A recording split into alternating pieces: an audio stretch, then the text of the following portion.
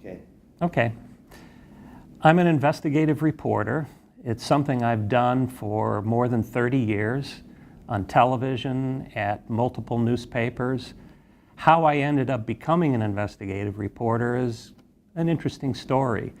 I never imagined as a child that I would end up doing what I'm doing now. I had an interest in politics and government and democracy, and pretty much as a result of my father, who very much loved our founding fathers and the principles on which this country was founded. And I guess, probably because of him, I took a big interest in current affairs. And when I was in college, I got an opportunity to work on the campus paper. The reason I became an investigative reporter also is because of the nature of my personality. I like to say that all investigative reporters have to have one quality, and that's a low threshold of indignation. What that means is that when I see things that are wrong, when I see things that are not just, when I see powerful people taking advantage of the less powerful, it bothers me, and I want to do something about it. It's not too different than being on a schoolyard and seeing bullies take on, weaker people. I mean, I've never liked that. Who does? I found a way to try and address those sorts of issues, those kinds of people who do these things, those kinds of corporations that do these things. And I guess that's how I became an investigative reporter. There's a fire that burns in me, and it motivates me to keep doing what I do. Part of that passion, no doubt, comes from my Serbian heritage and my parents and my grandparents who were passionate people. Serbs are passionate people. I grew up, I don't speak Serbian, but it was spoken in my house and in my community and in my church. But what I knew about Serbian people was their willingness to help people and their kindness, their love of music, and my dad sang in the choir, my brother sang in the choir. This was all important to me. This passion is part of who I am, and I got that from my Serbian upbringing. And that is a part, again, of my personality that I bring to bear on my work as an investigative reporter. In other words, I see things that are wrong, and I want to try and right them. I want to fix problems. I want to help people that are being pushed around by, in an unjust way, by powerful corporations or by bullies or whatever. I mean, that's one role of an investigative reporter. And so, to do that, though, you need to have a certain quality in your personality and your character. And that most important quality is what I call a low threshold of indignation. There are many reporters who can look at something, look at a situation, and say, well, that's not right, and then turn away and walk on. I can't do that. When I see something that's not right, it makes me, and what I mean by not right, when I see people being taken advantage of, defenseless people being harmed, there's something in me that wants to challenge that. I believe if you tell people the truth and produce the evidence that shows that people or corporations have been behaving improperly, that the change will come, reform will come. And so that's what I do, and that's what keeps me passionate about my job. That passionate nature also comes from, I think, to large measure, my upbringing, my Serbian heritage, and my family and relatives. I grew up in a household where Serbian was spoken. I do not speak it myself. I was the youngest. And I guess that was my act of rebellion, not to learn that. But it was part of church, of my community. Serbian people are extraordinarily kind And that I knew. I didn't need to know the language to understand that. But they're also passionate in many different ways, in helping people, in music, and it was just, it's part of who I am. My father sang in the choir, my brother sang in the choir. I was raised, among Serbs who were outstanding citizens and good friends and caring. And so that also shapes a large part of who I am and the reason that I do what I do. It has not always been a journey that has not been without its difficulties. That shouldn't come as a surprise to anyone. I mean, no job is without, bumps in the road. I certainly had mine. There were a series of stories I did on television that resulted in a multi-billion-dollar lawsuit against me, brought against me by Philip Morris, the big cigarette maker. We were the first ones to report about how nicotine was manipulated in the manufacturing of cigarettes to addict smokers, and that this giant international corporation had been lying about what it does. Well, they didn't like that, and they decided to try and intimidate me and the rest of the media in this country and around the world by filing a $10 billion lawsuit against me. And I think they knew I didn't have $10 billion.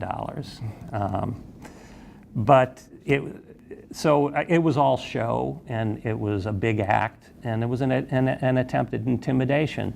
That doesn't mean that it was something I could just ignore or flick off. No, this was serious business. And I had a protracted defense and lawsuit, and it was something I would much rather have avoided. But in the end,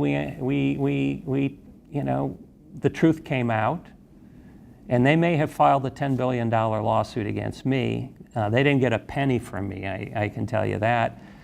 And in the end, they ended up having to pay more than $200 billion to settle various legal claims against them that were brought in the aftermath of my story. So good does not always triumph over bad. It does enough to keep me doing what I do, and I love it. I mean, I'm 62 years old. I've worked the last 4 weekends not because I have to, but because I love what I do. I love it. I mean, still, after all these years. It doesn't mean I don't get in fights and get angry at my editors and at the paper or have my frustrations, but I feel really, really blessed to have found something that I love to do.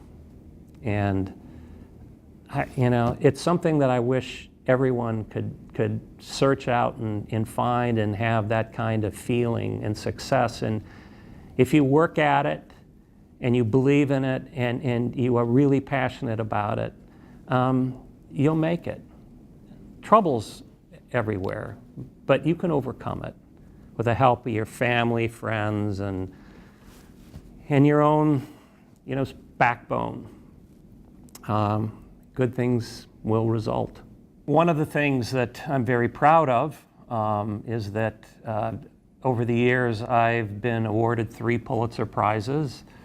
In this country, that's a pretty big deal. I try not to let it go to my head, but I am proud of it. And they were for 3 very different investigations that I have done.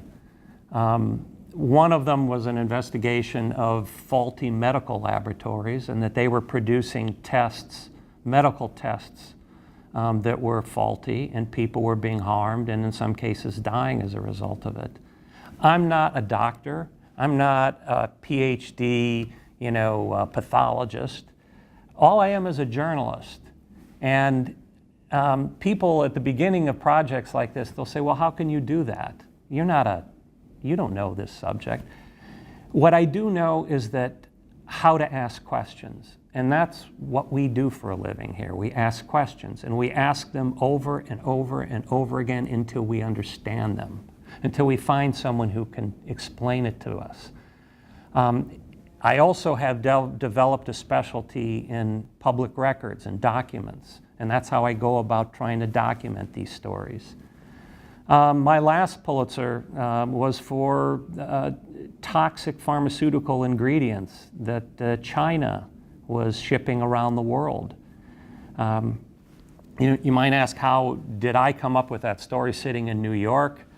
Well, that's also a good question. I had heard that people were dying in Central America from some poison that was in medicine. And I knew enough about Chinese pharmaceutical industry that it was very unregulated, and that they were increasingly growing to dominate the world pharmaceutical supply market. And I wondered whether that poisonous medicine in Panama, whether that in part was produced by some substandard factory in China. China wouldn't let me in. They did they researched my background, and that's what Google is these days. They looked up and they quickly realized that I had done an earlier story on television that did not cast Chinese government in a particularly good light. And they delayed me and delayed me and delayed me. But some people might have walked away from it at that point. But I didn't. I knew it was an important story to do, and I just figured that if I worked hard enough and thought enough about this, that I would find a way to get access to these Chinese companies that were selling these unregulated supplies. And I did. And I found out, for instance, that there was this big international conference in Milan, Italy, where there were 500 Chinese companies that were trying to sell their pharmaceutical supplies on the world market. They didn't know, reporters never cover these big events. And it's just a conference convention where there were 25,000 people there, but there weren't journalists there. And I heard about it and I went. And they asked me, why am I there? I said, I think this is an interesting gathering. I want to ask some questions. And what this event allowed me to do was to confront, to talk to these companies from China that were not regulated. They were chemical companies. They might be making fertilizer and pesticides and poisons one day, and they're making pharmaceutical goods that people consume that are supposed to, make sick people well. Well, that was a case of me just sticking with it and persevering and figuring out a way to get this story done. I also found someone in China that was very reliable and trustworthy, and he helped me report the story. So that's an example of how I won my third Pulitzer. These aren't easy stories to do. I work on them for sometimes more than a year. There aren't many newspapers in this country or anywhere in the world that will allow reporters to work on a story for a year or more. This one will, for certain people, and I think the New York Times recognizes that I work really hard, and at the end of the day, I deliver. I produce stories that matter, that have good results, help people. That's part of our mandate to do that kind of work here. Investigative reporting should be alive and well in every democracy. And I hope that it takes root in Serbia and grows and tries to assert itself in that democracy, because everyone will benefit from an aggressive press. As we say here at the New York Times, to go about reporting without fear or favor. That is the goal of journalists, and that's certainly my goal, and I've been lucky to work for organizations that have let me pursue my passion, investigative reporting. Well, it's commonly talked about here in this country, the American dream. Well, what is that? What does that mean to me? Have I achieved that? You could be successful in life and not achieve your dreams. I mean, there are people out there on Wall Street that are cheating people and making a lot of money. But that isn't the American dream. It shouldn't be the American dream. My American dream is that, and that I have achieved, is that I found something I love to do. And I'm proud of what I do. Very proud of what I do. I am proud to tell my children what I do. I'm proud to set an example for them that here is a guy who is trying to do his best to leave his mark on this world of ours, on this country of ours, in a positive way.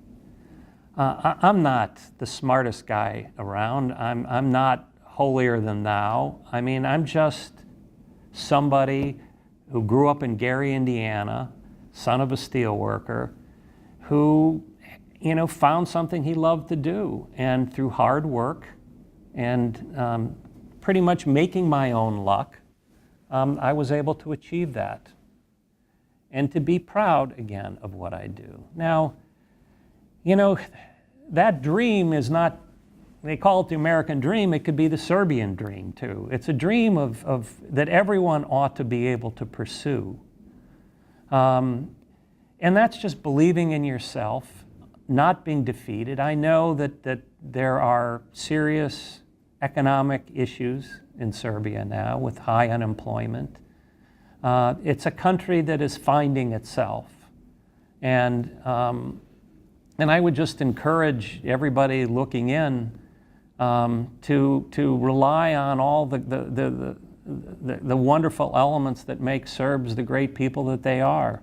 Compassionate, hardworking, caring, care about their families, care about their communities, and through hard work and in individual accomplishment, good things will result.